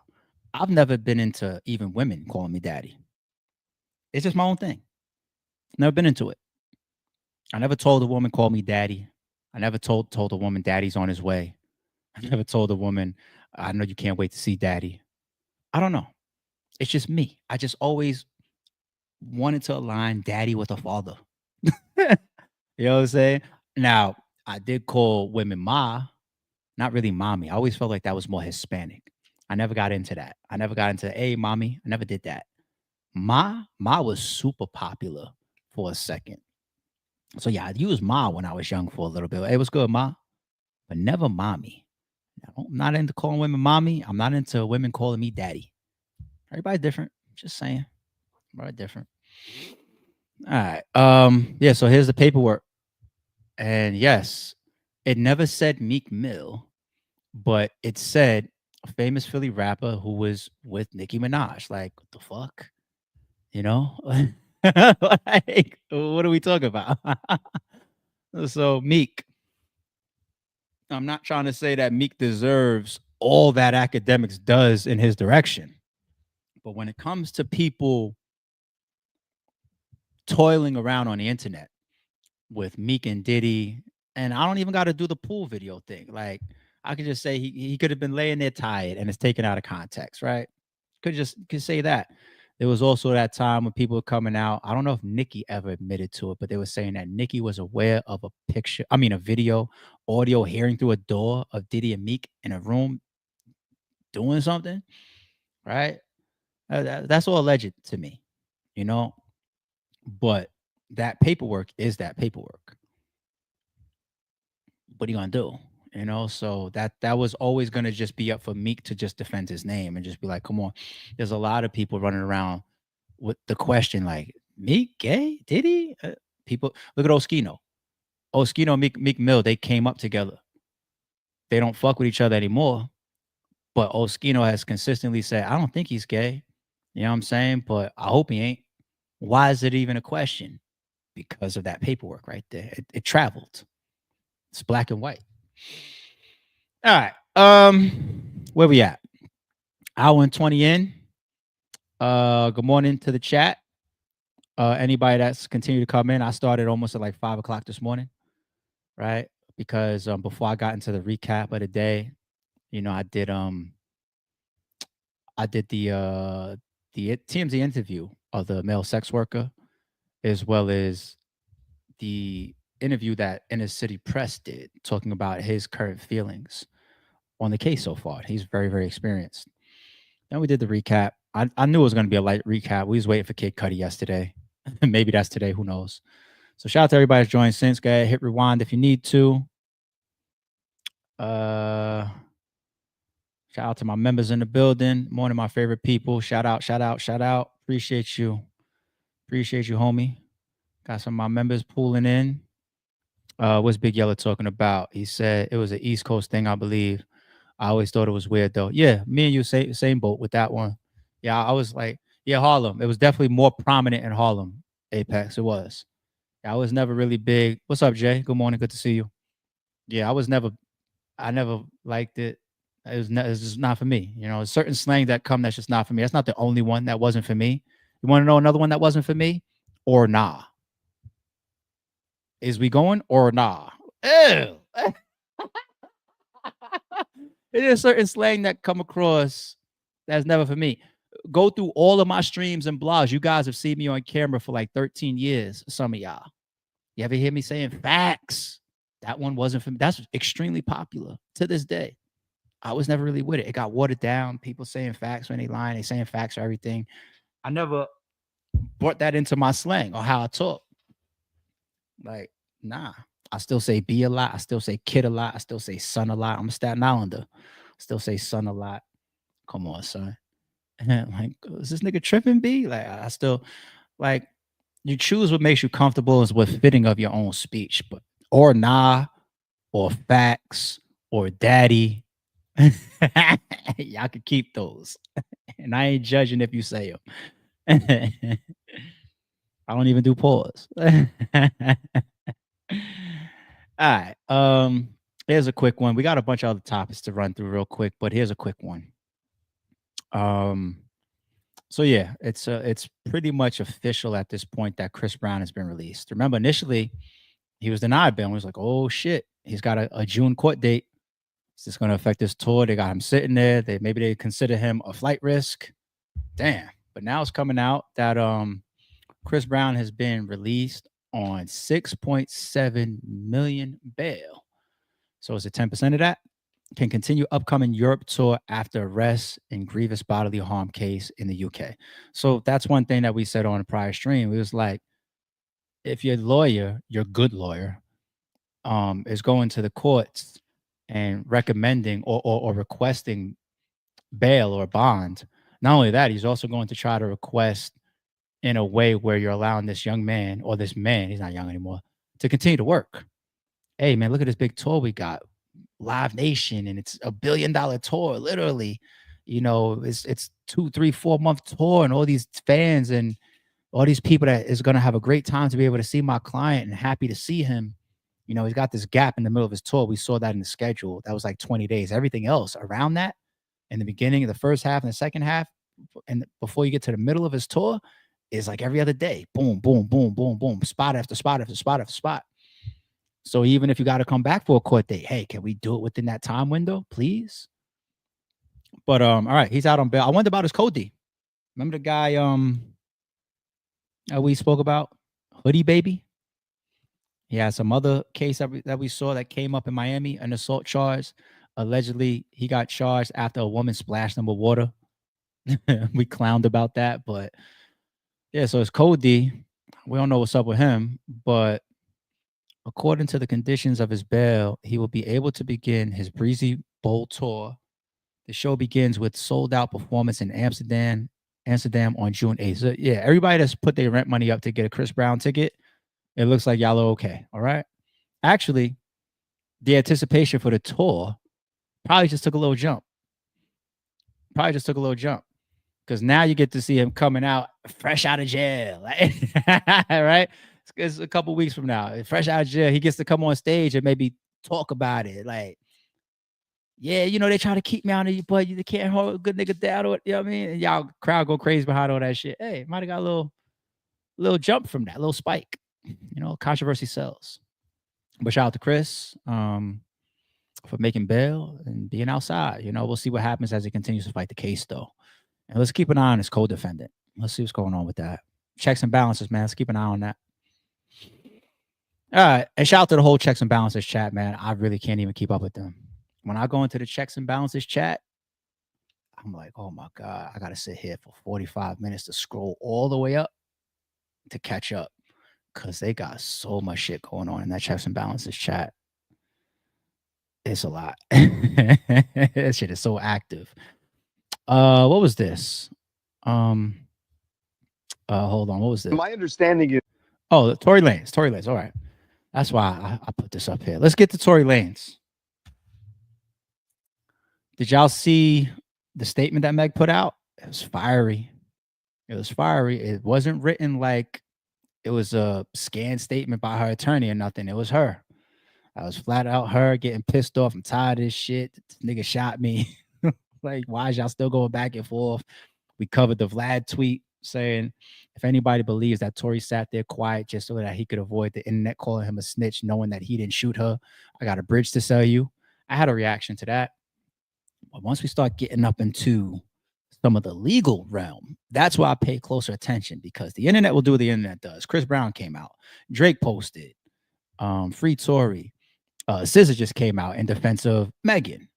You know, the internet is going to do what the internet does, but I want to see what happens legally behind these new statements and evidence that was allegedly brought about. I want to see what happens legally. Don't let this man just sit there with the internet saying, oh, I think you didn't do it. But what's going to happen in real life legally now with the lawyers and the courts? All right, let's check this piece out. Is you're around some kind of the Foreign Relations Committee, and you're from Florida. Why did you take such an interest in this case? Specifically, how I got involved in this case is I actually am friends with Amber Rose, and she had flagged it for me. And when I actually spoke to the attorneys that are representing Mr. Lanez, they actually presented me with evidence. When I saw the evidence that was brought forward, we're talking about no forensics DNA on the magazine of the pistol, a 0.01 DNA match, which effectively means that he could not have been the shooter, to include there being ring footage that really refutes and dispels the testimony that, you know, he had basically said dance and then fired the firearm. In addition to that, they're also being missing ballistics fragments from the alleged, you know, shot in the foot, as well as medical x-rays. All of this does indeed show and prove that Mr. Lanez, unfortunately, is being incarcerated and he's an innocent man. Is this the new evidence that you had tweeted about? This ring video, you said there's a ring video that will refute. Yep, it was actually brought to my knowledge by the attorneys, and we actually had posted that on one of our X platforms, that there's allegedly ring video footage that refutes the statements and I would say hearsay comments in court testimony. Have you seen it, and is it going to be released? I am actually actively pushing for the release of that. And there's also an affidavit that the attorneys have actually shown me already that actually came from, we will be presenting that and posting that publicly for everyone to see in the coming days. If I was the appellate lawyer or the lawyer trying to secure a pardon for him or a new trial, and I had a video showing somebody else shot him, I would shot her. I would send that out immediately to the media to create this kind of firestorm. To then release you would get the governor's attention. Why wouldn't they immediately release a video if it shows? I mean, because that's the smoking gun, literally. Right. I don't know. Again, as I stated, I haven't seen the footage yet. But what I will say is that all of the information that's been brought forward and flagged to us is also going to be presented if it hasn't already been sent to the governor's office. And I would also say that it's incredibly important for people to realize that the body cam footage, which I'm sure you guys are aware of, has also reported, and the initial medical responding doctor at the ER with Miss Stallion actually reported lacerations, and also the bullet fragments are missing, meaning that they don't have evidence. When you have very wealthy people involved, that he said, she said, evidence goes missing. I mean, this is all something to me that indicates where there's smoke, there's fire, and this screams cover up. And so what I would say is that people need to be very careful about this, because if this can happen to someone like Tory, it can happen to you guys. My understanding is you're around some kind of the Foreign Relations Committee, and you're from Florida. Why did you take such an interest in this case? Specifically, how I got in. All right. I see even in the chat, there's differences of opinions and vibes towards the Tory Lanez and the Meek Thee Stallion drama, shooting, allegedly, situation, conviction, relationship. It's just one of those situations that divides people, right? It is. Sometimes it can make you feel like the guys versus the women. Sometimes it can make you feel like another man getting railroaded. You could also feel like, hey, another woman that needs to be defended. You know, like no nigga should be pulling no gun on no woman, allegedly. Like it's that mixed bag. And I don't want to relive the trial. Some of y'all are exhausted from it too. Like some of y'all feel like, listen, we went through this. You know, the verdict came down and people moved on because a lot of people had a personal stake in it, right? The personal stake that I had in it was for me just being a black man, right? I'm of this world. You know, I don't want to see, and not even just a black man, but a man, period. You know, there's a lot of scenarios where we do get railroaded behind some fuck shit or behind a false or bullshit or frivolous accusation. And we just don't deserve it. And women don't deserve it neither. You know, that's where I was kind of like really caught up from the personal aspect of the trial. Like, don't put no innocent man in jail. And then I had my feelings towards it. I thought he was actually going to get off. The verdict came down and I moved away. I left it alone. I didn't come back up here arguing with y'all and all of that, because we were kicking off the podcast around that time. We was in and out at that time. I was here a little bit. I didn't come back firing and go crazy beyond it. You know, I was like, all right, it is what it is. And then I damn near, I think I did. I think I came back and I apologized because the audio came out, right? I think it was the audio of Tory Lanez kind of like apologizing for the night, right? After his conviction. I was like, oh, yeah, you did do it. Damn, you did that shit. So the audio made me feel away. Here we are, fast forward. People talking about, no, it's Kelsey. We all hear this. I don't got to recover what we've been talking about for the last week and a half. But to that man's point from TMC, if this video exists, why the fuck wouldn't it be out? Why wouldn't it be out? Because that is everything is over. There's nothing to talk about. Put it out. Put it out and then we done. Because if that press conference is only to stir up the public based on, hey, we heard of a conversation where this took place, if that's all you got, Tory's going to keep sitting right there. He was already convicted. That's what Alex Spiro came out and said, like, look, man, Julius Pierce already convicted a man. Leave me alone. Leave Meg alone. Leave my client alone.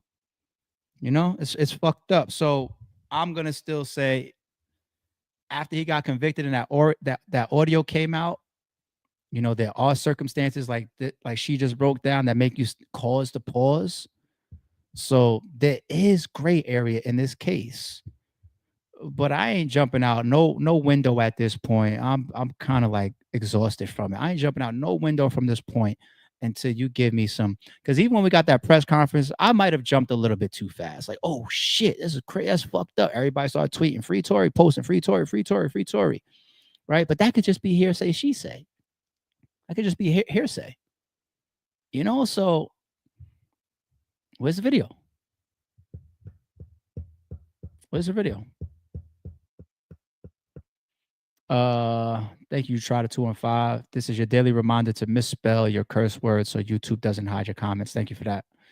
Keep everybody up to speed, please. All right, let's move on. Let's move on. Big U, what's going on with Big U? I spoke about this a couple weeks ago. I said it looks like people are starting to report rumors that he wants to represent himself, and I thought that would have been insane for two reasons. Well, let me read this first.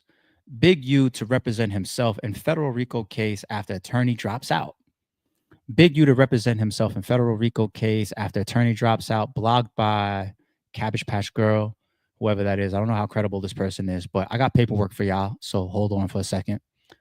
LA street figure Big U plans to represent himself in the federal RICO case after his lawyer backed out. Attorney Arturo Hernandez filed to drop him as a client, blaming a total breakdown in the trust and communication. You want me to speculate and say Big U could be very controlling of the direction of the defense, and the attorney's like, look, man, I ain't gonna get up there in a high profile case and put my reputation in line for the way that you're going about this type of shit.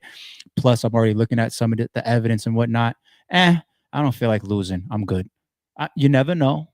You never know. You never know. Sometimes you have to think ahead as far as your reputation and the amount of money you want to continue to make as a lawyer or an attorney, right? Some of these shits you got to step to the side.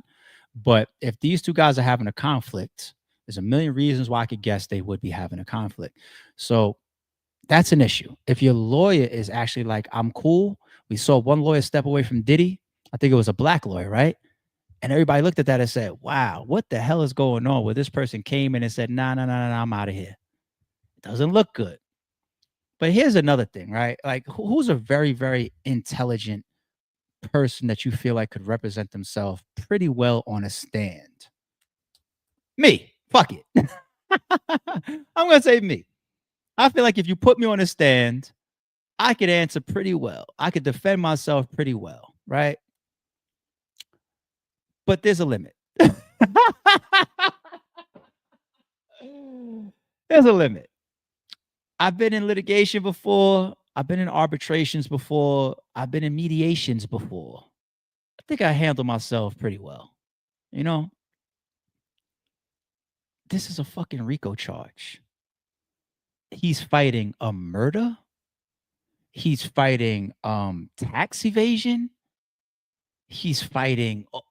Do you guys remember? It was like 200 pages. We sat here for like 2 hours and we went through his whole original indictment when it dropped. You, big you, want to be your own lawyer to defend that indictment? And on top of that, respectfully, all due respect, Big U does not come across like the sharpest knife in the box. He doesn't. The way he talks, I feel like even if he was super intelligent, and I don't know about it, I haven't been around the man. Let's say even if he was super intelligent, I watch his interviews. He doesn't make his points the greatest. I might ask him like, "Hey, did you and Nipsey ever have? Hey, how could I don't know." He's not that clear. He's not. Watch his interviews. He's not that good of a speaker. So do you want to walk into a federal RICO case speaking for yourself?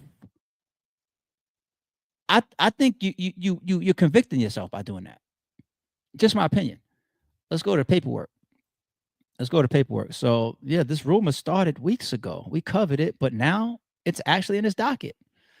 Pete, government's memorandum regarding defendant Eugene Henley self-representation request. Okay. See that, people? You see this motion? Self-representation request. Hearing date was to be yesterday, I believe. I could probably go back to his docket sometime today and see some updates, but hearing date was yesterday. All right. Once again, United States of America versus him and all his aliases. Plaintiff, United States of America, yada, yada, yada, yada, yada. Okay. Memorandum of Points of Authorities introduction. Defendant Eugene Henley, defendant, requested a status conference to explore representing himself in this case. This court scheduled a hearing for May 21st, 2025. The government submits this memorandum in order to guide the court's inquiry under this reference, Ferretta versus California from 1975. Legal standard: before granting a request to proceed pro se, that's what Dark Low claimed that he was doing when he was in the interrogation room. Shout out to Dark Low. I love Dark Low's music, right? But that's what Leek Morris and a bunch of people from Philly went after Dark Low about. They were like, you sat in that detective's box and you answered a million questions. Dark Low, he came out, he did an interview. He says, I was pro se, I'm representing myself. Whether you represent yourself or not in court or on the stand, right? This was in the detective's box of what happened with Dark Low. And he was answering questions and some of them just, all right. But here we go. Request to proceed pro se. The Ninth Circuit requires that defendant be made aware of the three elements of self-representation. It must be established that the defendant was aware of the nature of the charges against him, the possible penalties, and the dangers and disadvantages of self-representation. Does he know it? Are you going to sign that dotted line? Big U. Nature of the charges. For the purposes of Ferretta hearing, the government sets forth as follows: the nature of the charges against defendant. Count 1, RICO conspiracy. The enterprise alleged existed.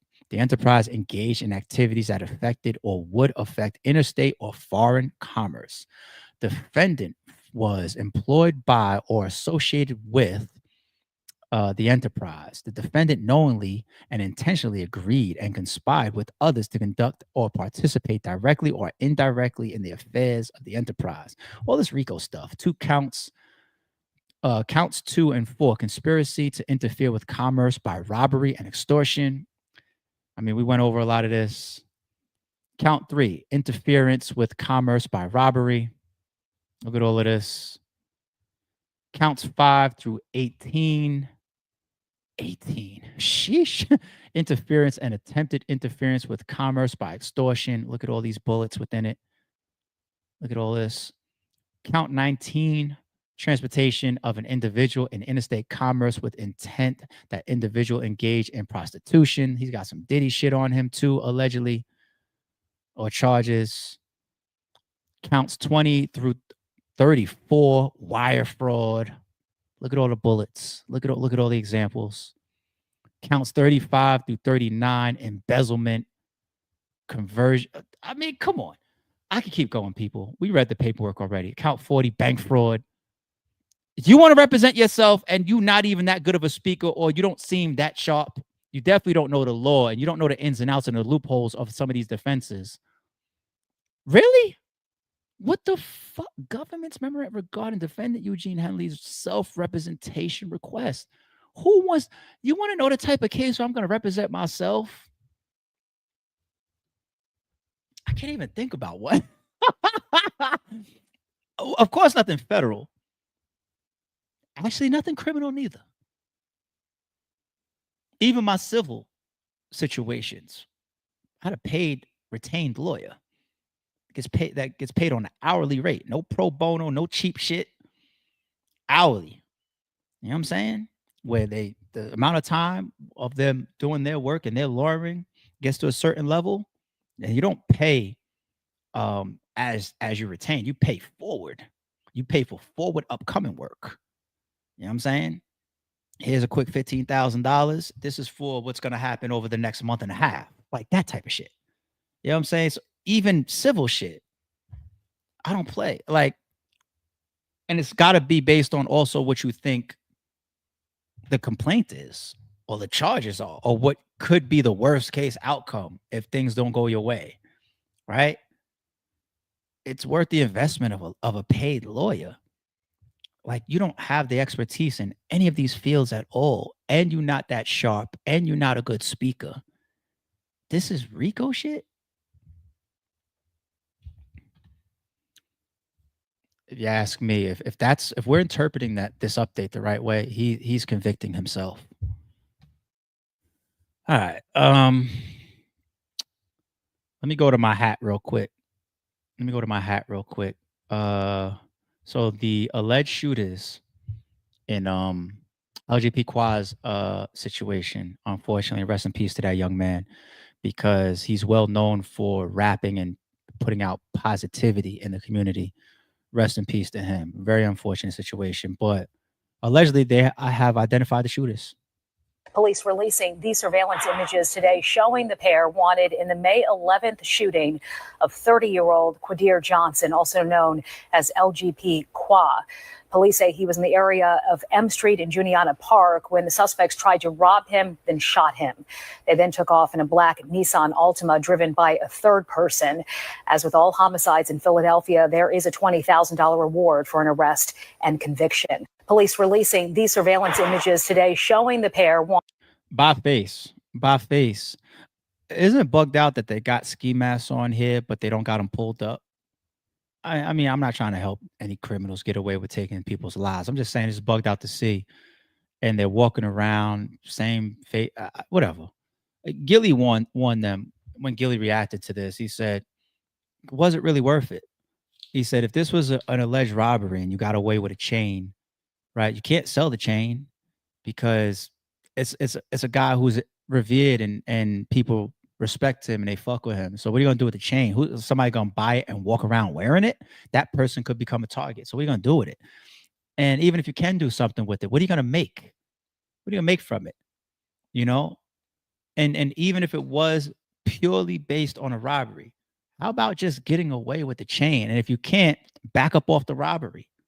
Because you as a criminal, is it worth you being on the lam for a shooting?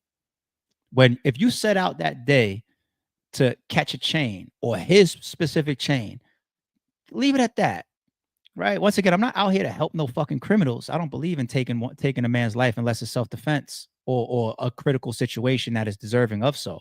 I don't believe in taking life outside of those occasions. I don't believe in it. You know what I'm saying? But look at this. Does it really add up now? Because you got 3 lives, and everybody knew that these people were going to get caught. They're identified, and then it's just how long now, you know, until you're taken into custody, and they're gonna find them probably still in PA because they probably don't got the resources to go anywhere. You know, find them right down a fucking block at their girl's crib or some shit. Watch. The chain was worth what? Worth what? That man's life. If this wasn't personal, back up off the robbery. If it ain't worth killing a man over this shit, this is the streets, man. I ain't gonna act brand new. This is the streets, but Look at this. Senseless shit, man. Rest in peace to that young man. And any of you aspiring drill and street niggas and thinking that this is the way, man, I want to continue to put those type of vibes on the channel, man. It ain't worth it. It ain't the way to go. Even if you feel like you ain't got nothing going on, you ain't got nothing to lose, or you think that your future is dim, it ain't. You would rather still be out here. I'd rather be a bum in the streets than behind them walls. I would. If my life was in a, well, I would say, man, I ain't got shit going on, and my life ain't worth nothing. I don't give a fuck, and you less of a man than me. So as soon as I, Tupac at the Lockers with Q, right? Juice people, right? He didn't care. He said his life wasn't gonna amount to nothing. Even if I felt that way, I'd rather stay the fuck out here. Stay the fuck out here in the world. I could have $1 to my name. I'd rather sleep on a fucking bus stop bench than sleep in them fucking behind them prison walls. It's not worth it. All right. Shout out to everybody that's finally got their ass out of bed. It's 7 a.m. on the dot now. Appreciate y'all that was already up and at it and tuning in when I kicked things off at like 5 a.m. almost 5 o'clock in the morning. It's a little after 5 or something like that. But yeah, I'll start to get these clips up. I've been getting more shorts out for you guys as well. More clips, and more shorts, more lives. Once again, stay subscribed, keep your notifications on. 7 days a week. You got anywhere from 2 to 8 videos hitting the channel per day and shit. And shout out to everybody that is checking out the full Max Out 3 event stream that I put up for y'all. Okay, I had that in the back of my mind to release for over a year, and I always thought about it, and then I forgot about it. I thought about it, I forgot about it. And this particular time last weekend, I got on Avo's heels, and I was just like, "Yo, man, the raw files of the whole event, including the commentary, everything, man, I need that." So he went through his drives, he found them, and he uploaded it to me, and then I edited it together like that. Because by now that I'm retired, I could tell y'all more and more. I've been told y'all ever since I retired. I edited RBE battles from the beginning all the way up until 2018 Rare Breeds event, which is the first event that we hired Ruin Your Day for. Okay, so a lot of those battles, or all of those battles, is me. So I learned how to edit. So even the full release I just put up the other day, when you see a little face-off clips in the beginning, like I edit that shit. It's just some highlights that I looked at, and I was like, oh, this is like a good memory from putting it all together. So I'm glad everybody appreciates that upload. I really do believe Max Out 3 is one of the best events of all time. I think it's going to continue to age like that. And people are already saying it's the best event over like the last 5 years, right? And it's going to be hard to touch that. I'm not trying to hate on anybody else's events. I'm just very proud in what we all came together and produced for Max Out 3. We all, team effort, all of us, the artists, the media, the blogs, the everybody that supported Ruin Your Day, everybody. What we put together was epic, so I appreciate y'all for tuning into that and checking that out. And I do see that Daylight released a Ender. Maybe I'll save that for a different stream. Maybe if I come back later. But I did see that last drop from Daylight. I don't know. Gotta see. I had Joey Badass in the lead, so we'll see. We'll see. I'll close out like that. I'm out of here, y'all. We'll see what's going on for the rest of the day. If not, I'll be here in the morning. I got y'all. Sorry, it's true. Don't confuse silence with work ethic. I'm a boss, making decisions my first fetish. The verse cherished is perfect, that's a reverse blemish. I dropped it, connected the block, learn Tetris. This is the Sorry It's True podcast. Welcome to the house of. And shout out to the members.